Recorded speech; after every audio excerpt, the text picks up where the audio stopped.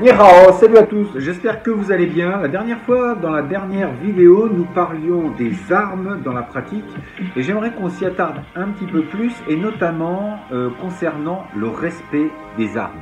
Effectivement, j'aimerais vraiment que l'on parle un petit peu de ce sujet parce que malheureusement, comme bien d'autres notions, tout cela se perd et en fait, les armes étaient également à prendre au sérieux puisque ça pouvait enlever la vie et à partir de ce moment-là, eh bien, on doit y prêter une attention toute particulière. Dans les formes traditionnelles, généralement, on fait un salut, ça me paraît évident, et surtout, on fait aussi un salut à l'arme. Il y a un salut à l'endroit, à la pratique, aux professeurs, aux anciens, ceux qui ont disparu, ceux qui sont morts. Et en fait, quand on travaille une arme, il y a aussi un salut à la pratique avec l'arme. Donc en fait, on fait un salut à l'arme. Que ce soit un bâton, une épée, un sabre ou ce que vous voulez, en fait, on va respecter notre arme. Et comme ça va être dangereux de travailler avec une arme, parce qu'il y a des pratiquants, il y a d'autres personnes autour de nous, donc c'est un moment aussi tout particulier, un petit peu comme si on disait, attention, on en prend conscience, on prend conscience de ce moment avec cette arme et de se dire on ne peut pas faire n'importe quoi. C'est aussi l'assurance dans un cours, eh bien, de faire attention et de ne pas avoir des problèmes et des blessés. Et toute chose a une place dans un dojo. D'ailleurs, quand vous travaillez une arme, les armes ne doivent pas traîner n'importe où. Elles sont généralement alignées le long des tatamis et face au mur où l'on salue, généralement, il n'y a que l'arme du professeur qui est autorisée à trôner ici, on peut dire. Il n'y a que l'arme du professeur. Parce qu'en fait, lui, il n'a pas à chercher son arme partout.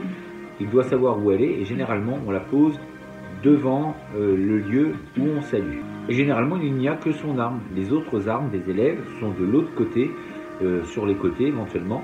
Mais en tout cas, pas devant. On apprend aussi à transporter son arme. On ne se balade pas avec un sabre n'importe comment, ne serait-ce même qu'un bâton. Il y a une façon de le transporter pour éviter tout problème. Autre paramètre important, étant donné qu'il y a ce respect qui est marqué à l'arme, on ne touche pas l'arme de quelqu'un d'autre. Effectivement, même traditionnellement, par exemple pour un sabre, il était la représentation de l'âme de la personne qui avait ce sabre. Si vous touchiez son arme, c'est un peu comme si vous lui manquiez de respect, et donc à l'époque, ça pouvait même se traduire par la mort. Il m'est arrivé de voir, des fois dans des stages, de voir des gens prendre l'arme de quelqu'un d'autre, juste comme ça, parce qu'ils n'avaient pas d'arme. Donc on vient, on se prend, on serre un bâton, un bokken, des sabres en bois. Mais non, ça ne se fait pas. On demande toujours si on peut prendre l'arme de quelqu'un. Mais généralement, il ne faut pas vous offusquer si la personne vous dit non. Parce que ce n'est pas parce qu'elle n'a pas envie de vous la prêter, c'est parce qu'elle désire travailler avec. Alors ça peut paraître bizarre, mais en fait, l'arme lui appartient. Et en fait, c'est une partie d'elle-même. Et puis, ça vous responsabilise aussi un petit peu. C'est à vous d'apporter vos armes. Vous savez où vous êtes. Vous savez que normalement, on doit apporter ses armes, surtout quand c'est précisé.